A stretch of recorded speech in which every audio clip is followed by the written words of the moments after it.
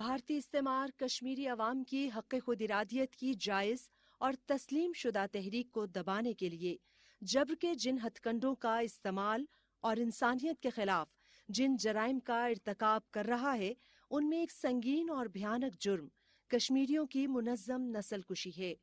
ایک محتاط اندازے کے مطابق 1947 سے 6 لاکھ جبکہ 1989 سے 1 لاکھ کشمیریوں کو شہید کیا جا چکا ہے۔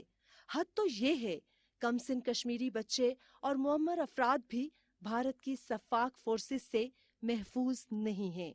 سری نگر کا 17 سالہ لڑکا عمر قیوم بھی ان میں شامل ہے۔ عمر قیوم کو 25 اگست 2010 کو بھارتی سفاک فورسز نے تشدد کے دوران شہید کیا تھا، تاہم آج تک اس کا خاندان انصاف کا منتظر ہے۔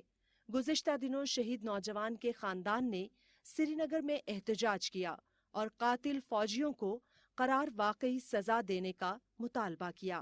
اس موقع پر عمر قیوم کی بہن نے کہا کہ ان کا خاندان انصاف کے حصول کے لیے در در کی ٹھوکریں کھا رہا ہے۔ یہ 25 اگست 2010 کی بات ہے جب اسے پولیس نے پکڑا اور پھر زیر چوب اسے مار دیا گیا۔ اس کے بعد we started struggle for justice. ہماری کہانی وہیں سے اسٹارٹ ہو گئی کہ اب جسٹس ہمیں چاہیے تھا۔ پہلے ہمارا اسٹارٹ ہو گیا کہ ایف آئی آر کاٹنے کے لیے ہم لوگ یہاں پہ around 8 years to launch an F I R, تو تھینکس ٹو بابر قادری جن کی وجہ سے وہ ایف آئی آر لانچ ہو پایا۔ 8 سال بعد جب ایف آئی آر لانچ ہو پایا، مجھے نہیں سمجھ آ رہا ہے کہ کشمیر کا جسٹس سسٹم اتنا ویک ہے کہ جس ایف آئی آر کو کاٹنے کے لیے صرف 1 دن 1 گھنٹہ آئی کین ٹیل 1 منٹ لگ سکتا ہے، اس کو 8 سال لگ گئے ہمیں، اس کے لیے اسٹرگل کرنا پڑا ایک سنگل پیج کے لیے۔ ایف آئی آر 18 اگست 2018 میں کاٹا، آرڈر آیا سی جے ایم کی اور سے۔ اعجاز احمد خان اس ٹائم پہ جج تھے جنہوں نے آرڈر کیا کہ ایف آئی آر کاٹ لو، تو 9 سپٹمبر 2018 میں ہمیں ایف آئی آر کاپی مل گئی۔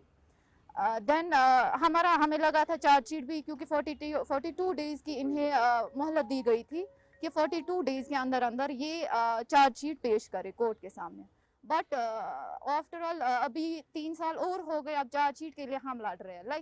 میں اب یہ کوشچن اٹھانا چاہتی ہوں کہ اتنا فیلئر سسٹم کیوں ہے ہمارے کشمیر میں جسٹس کے لیے۔ عمر کے والد عبدالقیوم بٹ نے اس موقع پر کہا کہ ظالموں نے اس کے بیٹے کو حراست کے دوران اتنا زد و کوب کیا کہ وہ جاں بر نہ ہو سکا۔ عمر قیوم کی غمزدہ بہن کا کہنا ہے کہ بھارت کے نزدیک کشمیری مسلمان ہونا ہی سب سے بڑا جرم ہے اور بھارتی قبضے میں کسی بھی کشمیری کی جان و مال اور عزت و آبرو محفوظ نہیں ہے۔ اب میرا سوال مودی سے ہے، انہوں نے 2019 میں کہا تھا کشمیر بدلے گا، نیا کشمیر آئے گا۔ میں ان سے سوال کرنا چاہتا ہوں کہاں ہے نیا کشمیر؟ مطلب نئے کشمیر میں یہ ہوتا ہے کہ 8 سال لگتے ہیں ایف آئی آر کاٹنے کے لیے اور 3 سال لگتے ہیں چارج شیٹ کے لیے، یہ نیا کشمیر ہے؟ میں کبھی نہیں بھول سکتی میرے بھائی کو کس طریقے سے مارا، کیسے مارا، اس سے میں آگے کبھی نہیں بڑھوں گی، ورنہ 11 سال ہو گئے اس بات کو، لیکن میں ایک پوائنٹ بھی اس سے آگے نہیں بڑھی ہوں، کیونکہ میں جہاں بھی جاتی ہوں مجھے وہی دکھتا ہے پٹک پٹک اور اس کا مارنا، مجھے وہی بھائی سامنے آتا ہے آئی سی یو میں پڑا ہوا جو کہتا ہے کہ انصاف کا ہے۔ تو میں بس اس بات کے لیے میں عرضیبہ ہمیشہ اس کے جسٹس کے لیے کھڑی رہوں گی۔ مجھے پتا ہے مجھے اس کے بعد کیا کریں گے، مجھے نہیں پتا کون کیا کہے گا کیا کرے گا، مجھے کوئی فکر نہیں ہے، کیونکہ میں اس بات کے لیے ریڈی ہوں، کانسیکوینسز بھی ہوں گے اس سب میں، but I will fight for my brother till my last breath. بھارتی سفاک فورسز جہاں کشمیری بچوں کو نشانہ بنا رہی ہے، وہاں معمر کشمیری بھی ان کی حیوانیت سے محفوظ نہیں ہیں۔ مقبوضہ کشمیر کے علاقے سوپور میں 65 سالہ معمر کشمیری بشیر احمد خان کا 5 سالہ نواسے کے سامنے سفاکانہ قتل اس بات کا ثبوت ہے۔ شہید کے بیٹے کا کہنا ہے کہ بھارتی فورسز بچوں اور بزرگوں کو قتل کر کے اپنی بزدلی اور مسلم دشمنی کا ثبوت دے رہی ہے۔ ہمارے کو وہاں سے فون آ گیا کہ یہاں پہ آپ کے والد صاحب کو سی آر پی والوں نے گاڑی سے اتار کے مار دیا ہے، اور ان کے ساتھ ان کا گرینڈ سن بھی تھا، ہمارا بچہ بھی تھا، ہماری بہن کا بچہ، تو وہ بھی ساتھ تھے، ان کے گود میں تھا، ان کے گود میں ہی رکھ کے ان کو گولی سے مار دیا سی آر پی والوں نے۔